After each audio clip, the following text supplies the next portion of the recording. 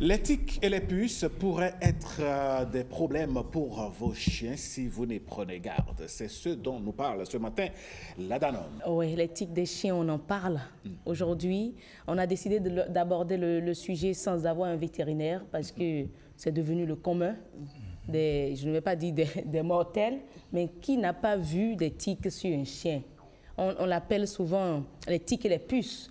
On les appelle souvent paro en langue. Paro, voilà. Et on a décidé d'aborder la thématique avec les téléspectateurs aujourd'hui et surtout leur apporter des astuces, voilà, surtout pour prévenir la chose parce qu'on va en venir, mais le traitement est vraiment coûteux. Le traitement est coûteux. Et lorsqu'on en vient déjà à quoi ces tiques-là ressemblent, pourquoi on les appelle les menaces, les ennemis, voilà, de nos chiens, il faut dire que ce sont, à travers les images que vous verrez, elles sont franchement discrètes, petites. Et parfois invisibles. Oui. Presque invisibles. Presque invisibles. Ce sont voilà, déjà, les chiens se questionnent déjà sur à quoi ça peut... Voilà que nous voyons, voilà ce qu'on voit. Vous voyez, ça, c'est avec la caméra, on a ces images-là. Sinon, à l'œil nu, c'est difficile de les trouver. On les reconnaît rapidement à travers la couleur, parce que sur un chien qui est peut-être comme ce qu'on a eu hier, comme Loulou, très rapidement, on peut les... Voilà, marron, on peut les reconnaître. Sinon, c'est tellement petit, mais très envahissant. C'est pas évident. Sur un chien noir, c'est pas évident. C'est pas évident. Et on va vous montrer, on va vous donner des images tout à l'heure pour prévenir la chose. Ils fonctionnent comment? Ce sont des insectes qui sucent le sang. Du coup, lorsque ces insectes attaquent, un peu comme Patrick le disait en temps, comme la grippe, ça grippe. Oui. C'est des sangsues, en fait. En quelque sorte. Ce sont des sangsues. Et vous voyez déjà, voilà. Parce que là, l'insecte, quand il se pose sur le chien, il est petit. Et à force de sucer son sang, il devient gros. Bien sûr. Et là, s'installent les démangeaisons.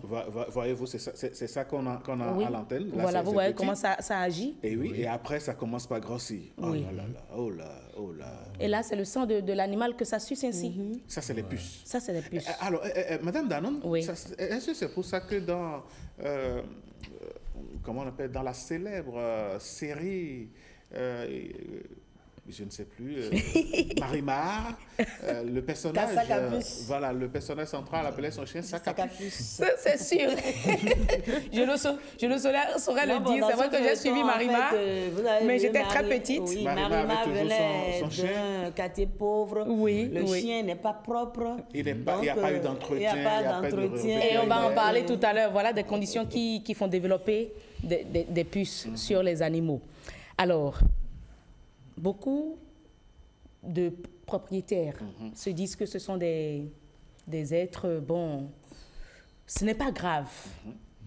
Alors que ils ne voient pas la dangerosité de la situation. Les propriétaires sous-estiment ces parasites. Bien sûr. Et est-ce qu'ils représentent vraiment un danger pour la santé animale? Oui, ils peuvent affaiblir, ces puces peuvent affaiblir le système immunitaire de l'animal. Et il faut dire que les tiques, ce n'est pas que les chiens. Tout animal, permettez, et surtout les chats. Ce sont ces animaux-là qu'on a très souvent à la maison, les chiens, les chats, mais les puces, les tiques peuvent attaquer tous ces animaux-là. Alors, ces puces peuvent affaiblir le système immunitaire de l'animal, provoquer des anémies, parce qu'on a dit ça vient sucer le sang. Et donc, surtout... Quand tu n'as plus de sang, tu es anémié. Tu es anémié. Et ainsi transmettre des maladies infectieuses, parfois même mortelles. Parfois mortelles si les animaux, ils ne sont pas vite pris en charge. Mais il faut également dire que ces puces peuvent attaquer l'être humain. Ah oui. Vous avez parlé de parents en fond. Donc c'est transmissible. Et je parie qu'Amandine ne va pas... C'est tout. Ça fait partie des raisons pour lesquelles Amandine va éviter des...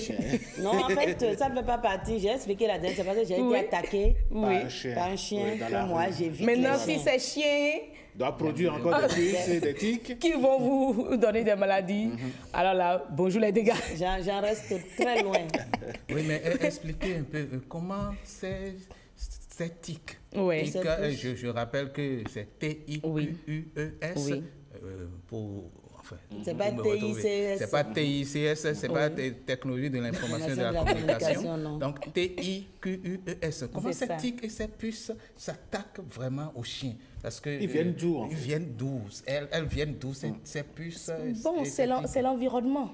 Très souvent en période chaude, ce sont des périodes au cours desquelles elles se développent. On nous dit souvent, en temps de chaleur, il faut raser, il faut sarcler autour de la maison, les animaux cherchent la fraîcheur. Ça fait un peu partie des raisons pour lesquelles on a ces insectes qui envahissent nos chiens, nos animaux en période de sécheresse. Maintenant, en période d'humidité aussi, un peu comme cette période au cours de laquelle nous sommes, où il fait chaud et froid, la période de l'abattant et tout ça, ces puces se développent.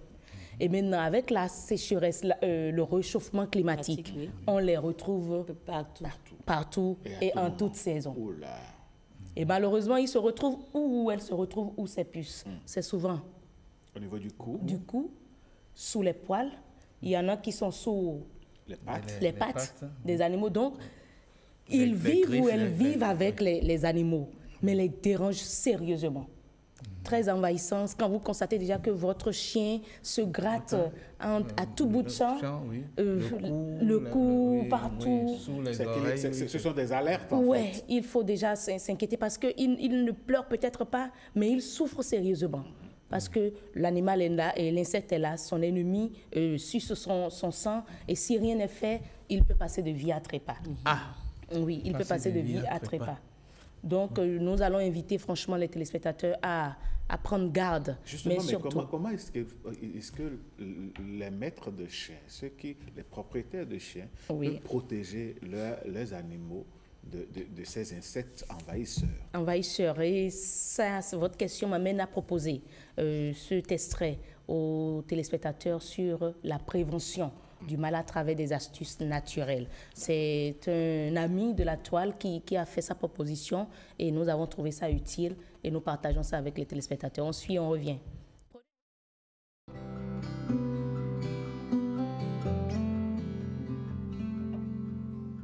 Antipuce aux agrumes.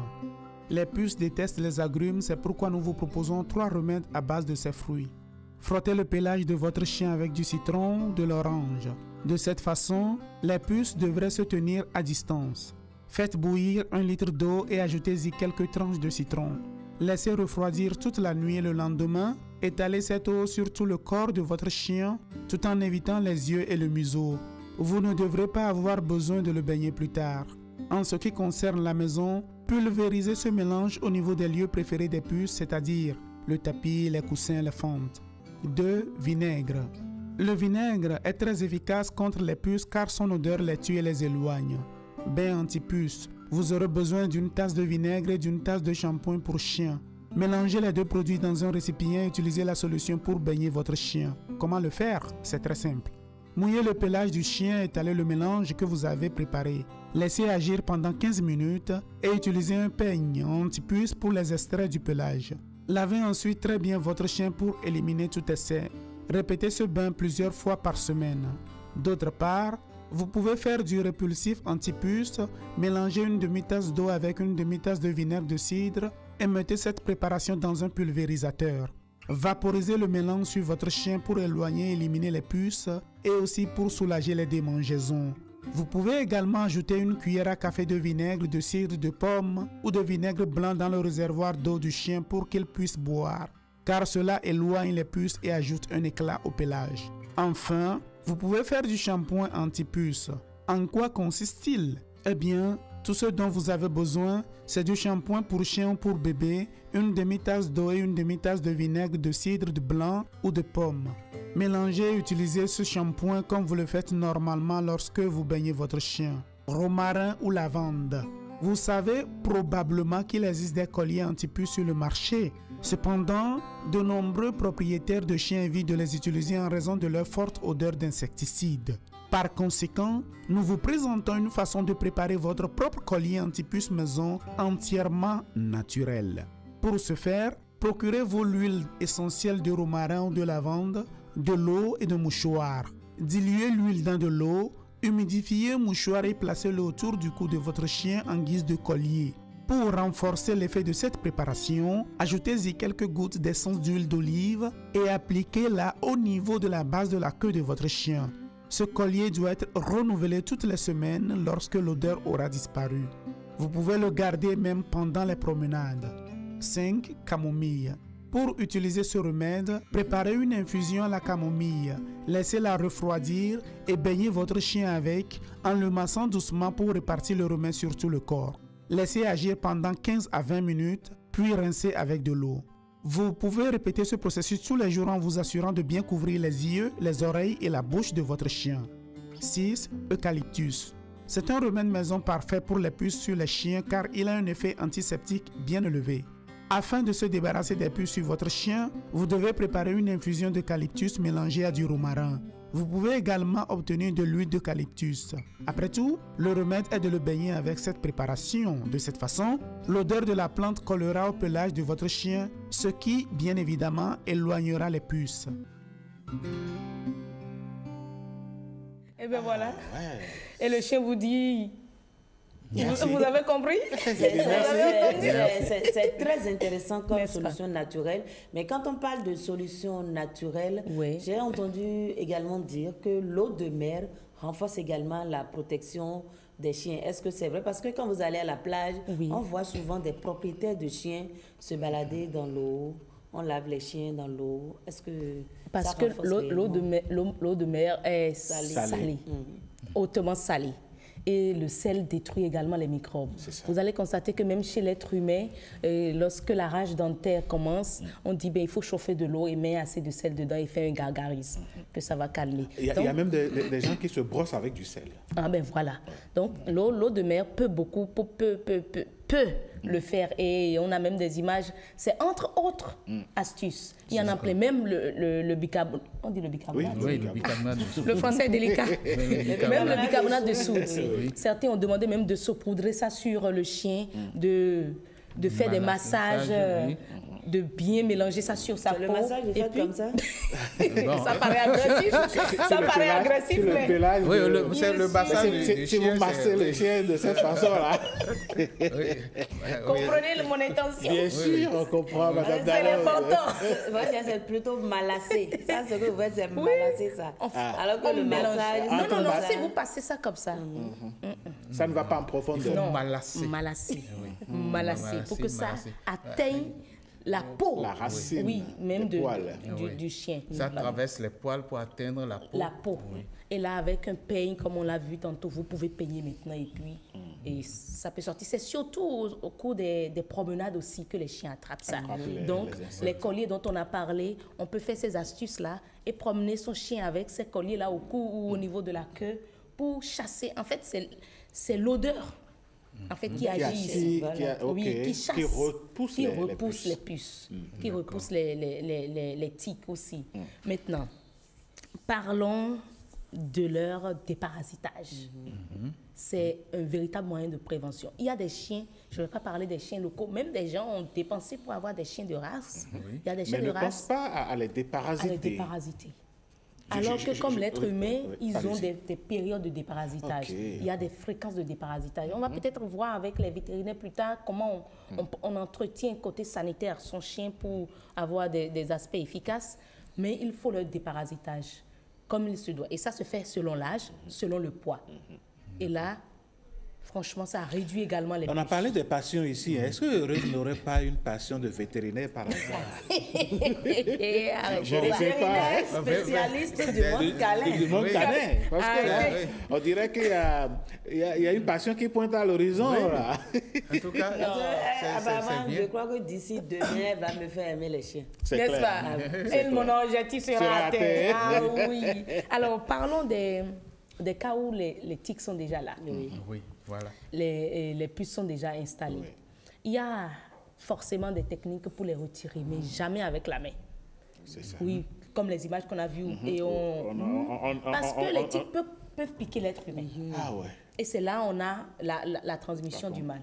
Donc, du coup, il y a de ces crochets à puces, on les appelle des crochets à puces, qui vous permettent de retirer Les puces. Ça se vend dans les vétérinaires, dans les boutiques de... Oui, dans les cabinets de vétérinaires. Ah, voilà qui est à l'antenne. Voilà. À quoi ça ressemble. Okay. Pour retirer, parce que... Des pinces à puce, on peut dire. Des pinces à puce. On les appelle les crochets à puce. Pour facilement retirer les puces sur les animaux. Mais il faut également traiter l'environnement des chiens. Ça, je m'attendais à cette question venant d'Amandine. Oui, il faut traiter l'environnement parce que quand les puces et les tiques sont constatés dans une maison, mais il faut savoir qu'il y a déjà des milliers d'œufs. Ils envahissent rapidement. Rapidement parce qu'ils pondent tellement d'œufs. Et là, vous verrez les puces, mais les œufs sont quelque part. Et l'autre chose, c'est que, Madame Danonde, c'est qu'en réalité, ces puces-là, parfois, si le mur n'est pas vraiment protégé, peuvent rentrer dans les murs la journée et sortir la nuit. Erreur grave, il ne faut jamais les écraser. Il ne faut jamais les écraser, il ne faut jamais les tuer avec une chaussure ou quoi. Mais c'est là que vous propagez encore les œufs. Voilà. Il faut que cette information passe. C'est souvent ce qu'on constate. Parce que quand on voit un cafard, par exemple, la première des choses, c'est d'aller chercher une tapette. Hein? Et maintenant, quand on voit les puces aussi, c'est pareil. Non, pas du tout. Parce que où est-ce que ces puces-là se logent? Sous les tapis, les moquettes, les divans. Là où il y a un peu de mousse. Entre les meubles. Il y a un peu d'humidité aussi. Ils s'installent. Donc, l'idéal, c'est de faire un nettoyage de l'environnement. On appelle ça un traitement... J'oublie le terme. Il faut aseptiser le cadre. Et il y a des spécialistes qui sont là. Lorsque vous constatez des puces, ne dites pas que, bon, là, j'ai tué et puis c'est passé. Il y a même des médicaments. Parce il faut peut-être appeler des structures de dératisation, de désinfection. De désinfection pour... Pulvériser. Voilà, c'est le terme que je cherchais depuis. Tout le cadre, en passant par la cage du chien, partout dans la maison. Parce qu'on ne les retrouve pas si facilement. Et quand vous les voyez une fois, il faut savoir qu'il y en a plein. C'est-à-dire les œufs sont déjà quelque part en quantité. Et on dit également que ces puces, ces tiques, c'est fou quand même. Hein? Oui, allez-y. Quand les chiens aboient dans une zone, c'est ça qui les attire, qui les conduise même. D'accord. Vers ces cadres-là. Donc, du coup, vous pouvez avoir un cadre de vie tellement propre. Mais l'abattement du chien peut attirer. C'est comme s'ils se disent, mais il y a ça quelque part, il y a un chien quelque part. Et puis, ils viennent. Ce sont des êtres vivants. Aussi qui réfléchissent tel l'homme. Franchement, qui réfléchissent comme l'homme. Donc, le chien, en quelque sorte, c'est leur maison. Oui. C'est leur maison. Et maison et nourriture en même temps. C'est leur hôte en réalité. Oui. Et là, c'est dégueulasse. Quand vous voyez le chien se gratter chaque fois. Ça fait mal, en fait. Imaginez déjà quand vous êtes, en tant qu'homme, vous avez des allergies. Oui. On n'est pas à l'aise. On n'est pas à l'aise. Tout le temps, on se gratte le corps. Il faut voir la réaction du chien. C'est ça. Et il y a de ces chiens-là qui, malheureusement, trépassent. Voilà. Et il ne le faut pas. Et c'est ce qu'on ne doit pas souhaiter. On espère que les conseils, les astuces données ce matin par Madame Danonde vous auront apporté quelque chose. Si vous êtes propriétaire de chiens. Oui, surtout pour la prévention, oui. Voilà. Et le déparasitage. Les astuces naturelles, oui. Mais lorsque vous constatez déjà que les tiques sont là, les puces sont là, il faut faire appel au vétérinaire systématiquement, qui va mettre le traitement qu'il faut. Et le traitement est coûteux, il faut vous le dire. Et c'est à renouveler. Un peu comme le déparasitage. Quand vous engagez à adopter un chien, c'est que vous avez les moyens de vous en occuper. Un peu comme j'ai un aîné, un doyen, Antoine Couton, qui est à la retraite déjà, qui dit lorsque vous voulez acheter une voiture, il faut vous assurer que vous avez l'argent d'acheter 2 voitures. Allez, ce qui est sûr, nous, on a accompli notre mission. Vous savez désormais ce qu'il faut faire pour que vos chiens soient en bonne santé. Et donc, il faut les appliquer.